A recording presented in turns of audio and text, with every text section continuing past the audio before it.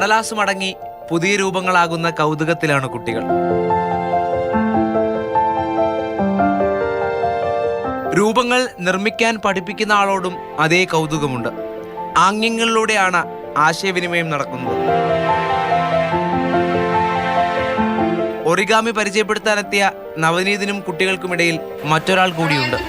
സഹോദരിയിലൂടെ ആംഗ്യഭാഷ ഉപയോഗിച്ച് നവനീത് കടലാസിലെ അത്ഭുതം കുട്ടികൾക്ക് കാട്ടിക്കൊടുത്തു. ഒറിഗാമി എന്ന് പറയുന്നത് നമ്മൾ പേപ്പർ ഫോൾഡ് ചെയ്തിട്ട് കുട്ടികൾക്കൊക്കെ ഇൻട്രസ്റ്റ് ആയിട്ടുള്ള ഒരു ആർട്ട് ഫോം ആണ്.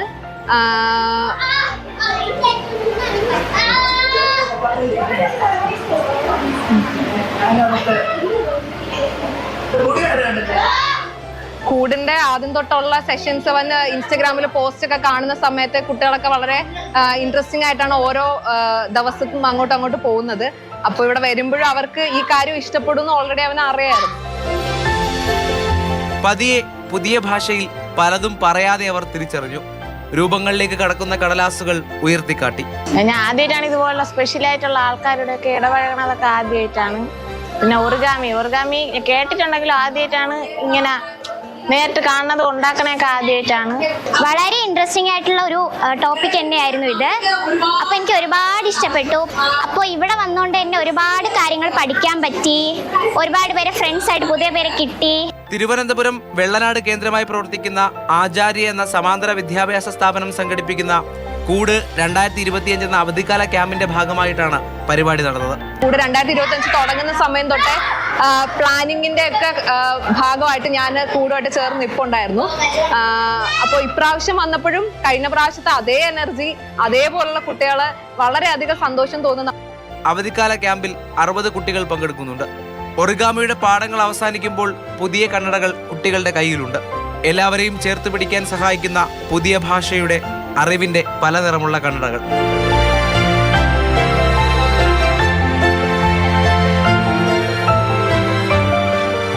മാതൃഭൂമി ന്യൂസ്, തിരുവനന്തപുരം. രാഹുൽ ജി നാഥ് നമുക്കൊപ്പം ചേരുന്നുണ്ട്. രാഹുൽ, ഓരോ അവധിക്കാല ക്യാമ്പ് കഴിയുമ്പോഴും ഒരുപാട് കാര്യങ്ങൾ പഠിച്ചിട്ടാണ് ആ കുട്ടികൾ അവിടെ നിന്ന് ഇറങ്ങുക. ഈ ഒരു അവധിക്കാല ക്യാമ്പിൽ ഒറിഗാമി എന്താണെന്ന് പഠിച്ചു. അതിൻ്റെ ഒരു കൗതുകമൊക്കെ കുട്ടികൾക്കുണ്ടായിരുന്നു. അതോടൊപ്പം തന്നെ നവനീതിലൂടെ ഒരു ചേർത്ത് നിർത്തലിൻ്റെ ആശയം കൂടി ആ കുട്ടികൾ പഠിച്ചിട്ടാണ് ഇവിടെ നിന്ന് ഇറങ്ങുക, അല്ലേ? അത് തന്നെയാണ് സന്ധ്യ. അതായത് നിങ്ങൾ ഇന്ന് എന്തൊക്കെ പഠിച്ചു എന്ന് ചോദിക്കുമ്പോൾ 2 കാര്യങ്ങൾ പഠിച്ചു. ഒന്ന്, ഒറിഗാമി എന്താണ് എന്ന് പഠിച്ചു, എങ്ങനെ ഇത് ഉണ്ടാക്കാമെന്ന് പഠിച്ചു, രസകരമായ രൂപങ്ങൾ എങ്ങനെ പേപ്പറിൽ വിരിയുമെന്ന് പഠിച്ചു. മറ്റൊന്ന് എന്താണ് പഠിച്ചത്? അപ്പോൾ ഞാൻ സൈൻ ലാംഗ്വേജ് അതുവഴി എങ്ങനെ സംസാരിക്കാം, അത് പഠിച്ചു കഴിഞ്ഞാൽ നിങ്ങൾക്കും അത്തരം പരിമിതിയുള്ള മനുഷ്യരെ ചേർത്ത് നിർത്തി സംസാരിക്കാമല്ലോ എന്നൊരു തിരിച്ചറിവുണ്ടായി എന്നുള്ളത് തന്നെയാണ് ഏറ്റവും പ്രധാനപ്പെട്ടൊരു കാര്യം. അപ്പോൾ ഇത്തരത്തിൽ അവധിക്കാല ക്യാമ്പുകൾ എന്ന് പറയുന്നത് ഒപ്പമുള്ള അതേ പ്രായത്തിലുള്ള, അതിലും പ്രായം കൂടിയവരെ, പ്രായം കുറഞ്ഞവരെയോട് എങ്ങനെ ഇടപെടാം, അത് രസകരമായ കളികളിലൂടെ എങ്ങനെ ഇടപെടാം എന്നൊക്കെയുള്ള ഒരു കണ്ടെത്തലാണ്, സ്വയം കണ്ടെത്തലാണ് ഈ അവധിക്കാല ക്യാമ്പുകൾ. അത് തന്നെയാണ് വെള്ളനാടുള്ള കുട്ടികൾക്ക് ലഭിച്ച ഭാഗ്യവും. കാരണം ആചാര്യ എന്ന് പറയുന്ന സമാന്തര വിദ്യാഭ്യാസ സ്ഥാപനം ഇത്തരത്തിൽ കുറേ ദിവസങ്ങളായി ക്യാമ്പ് സംഘടിപ്പിക്കുകയാണ്. പല വിഷയങ്ങളിലാണ് അവർക്ക് ക്ലാസ്സുകൾ സംഘടിപ്പിക്കുന്നത്. അതായത് പ്രാഥമികമായി മൂല്യബോധത്തോടെ ജീവിക്കാൻ സഹായിക്കുന്ന, കുട്ടികളെ മുന്നോട്ട് പോകാൻ സഹായിക്കുന്ന തരത്തിലുള്ള കലയായിക്കോട്ടെ, സാംസ്കാരിക മേഖലകളായിക്കോട്ടെ, അങ്ങനെ ഒരു വലിയ ക്യാമ്പ് സംഘടിപ്പിക്കുകയാണ്. ആ ക്യാമ്പിൻ്റെ ഭാഗമായാണ് നവനീത് എത്തുന്നത്.